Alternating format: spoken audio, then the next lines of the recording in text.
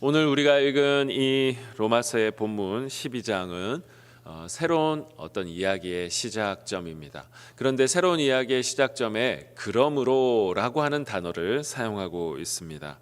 여러분, 그러므로라고 하는 이 단어는 앞의 상황에 대한 모든 것을 받아서 결론을 내리는 바로 그러한 표현이 그러므로입니다.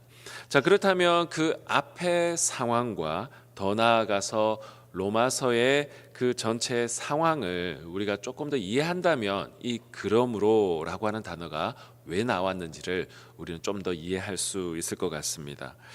여러분, 그런 것을 위해서 로마서의 백그라운드를 조금 우리가 이해할 필요가 있는데, 로마 교회는 바울이 개척한 교회가 아닙니다.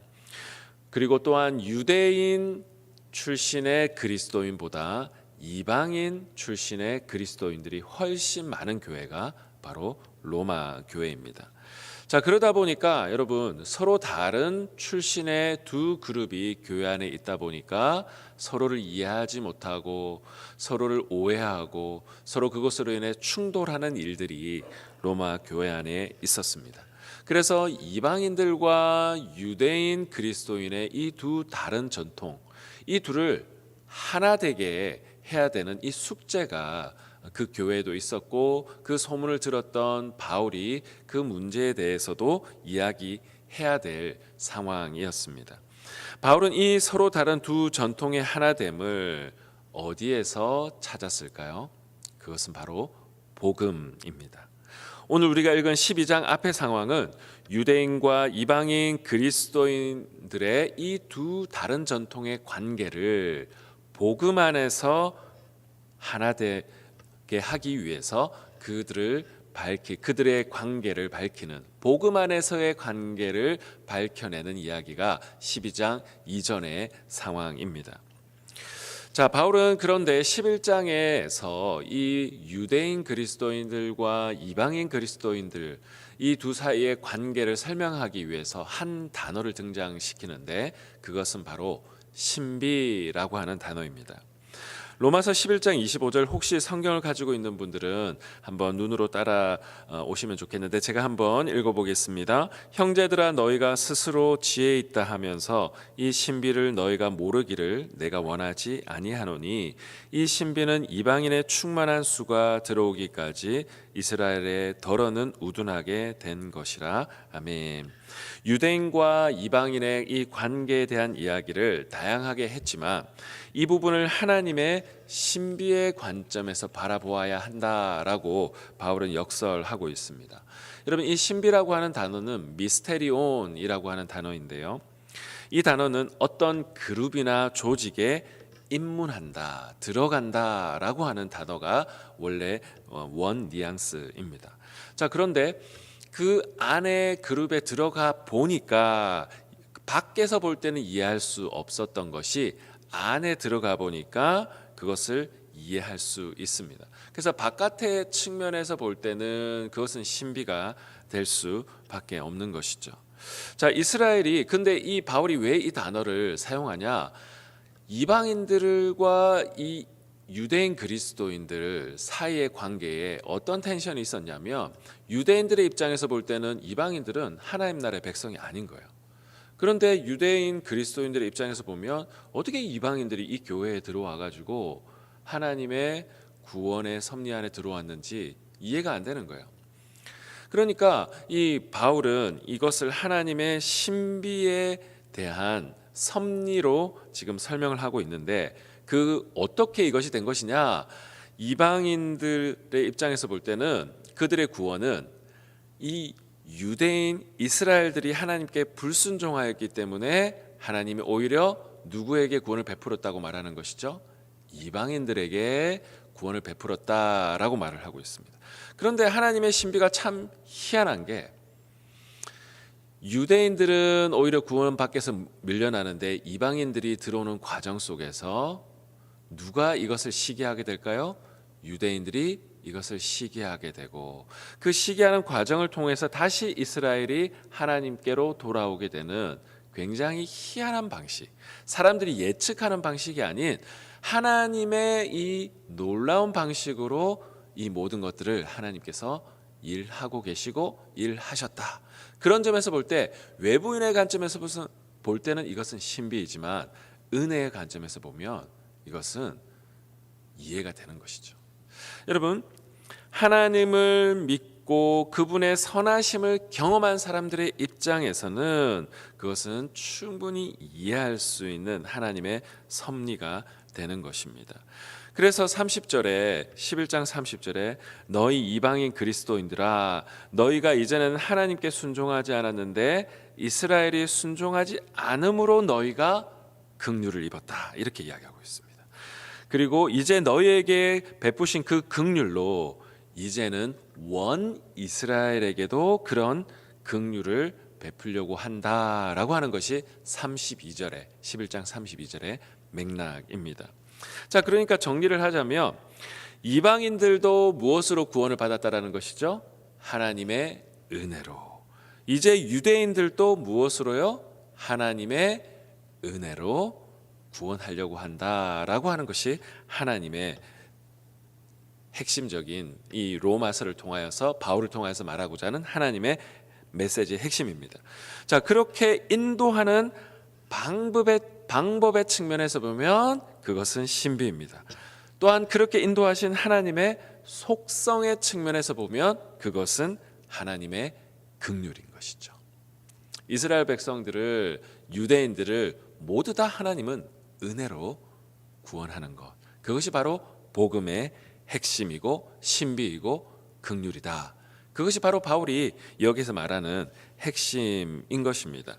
그래서 결국은 모든 것을 섭리해서 이끌어 나가시는 그 하나님을 찬양할 수밖에 없는 것이죠.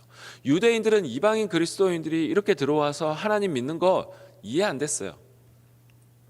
또한 지금 로마 교회는 이방인 출신의 그리스도인이 득세했기 때문에 오히려 유대인들이 밀려나는 상황인 거예요.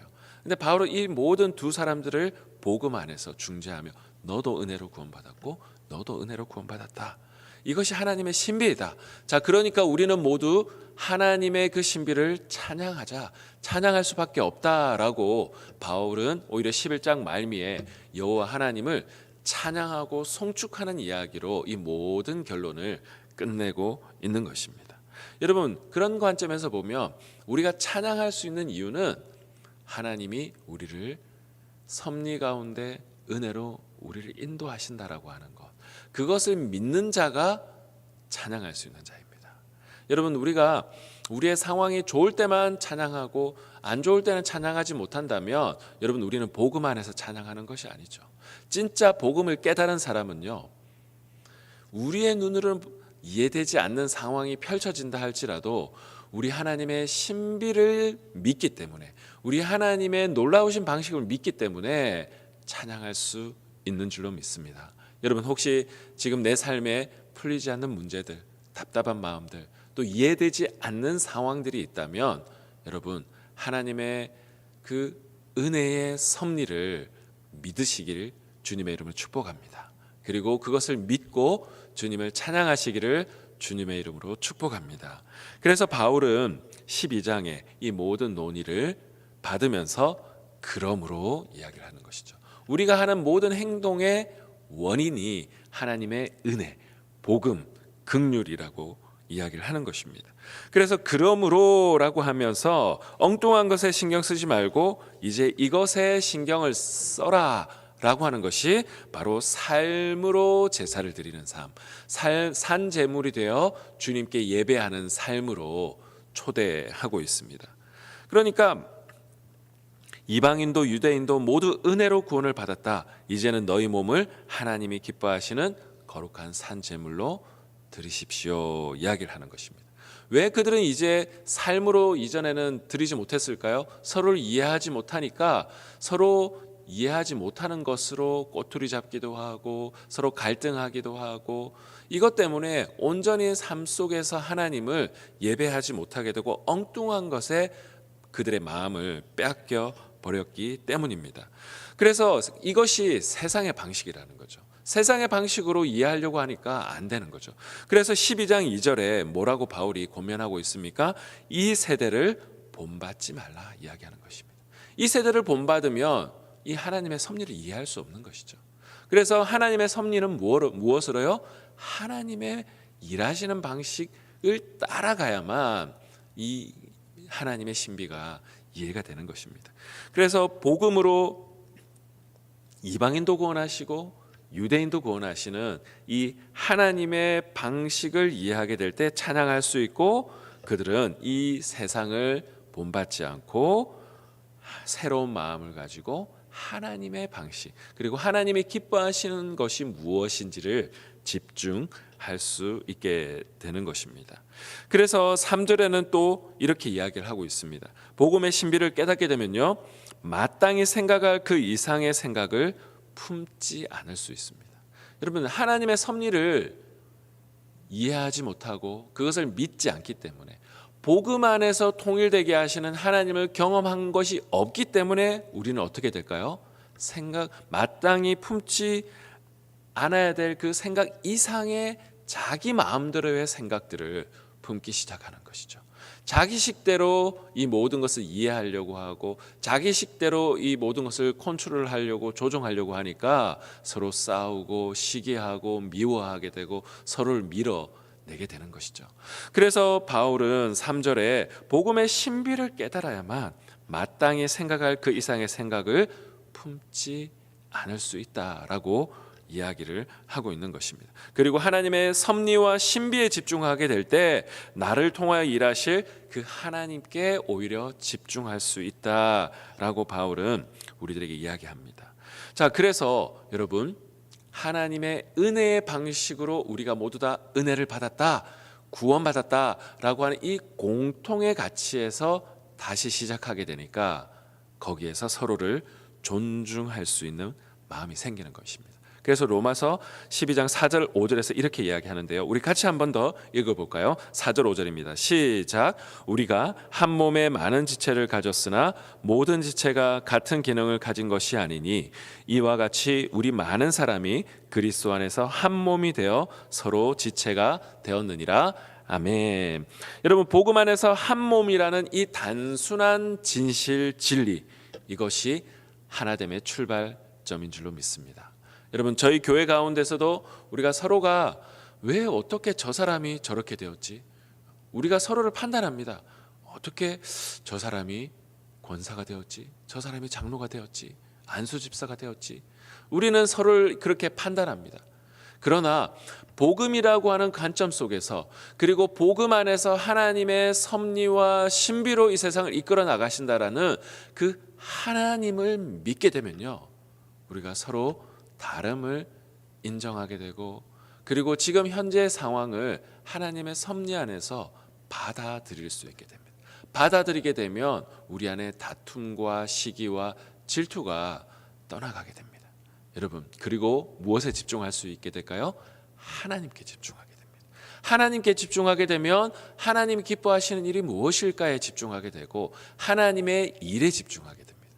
그런데 하나님의 섭리를 믿지 않게 되면 서로의 다른 것에 계속 신경을 쓰는 거예요. 로마에 있던 이 교회처럼. 그러니까 그들의 삶에 제사를 드리지 못하게 되는 것이죠.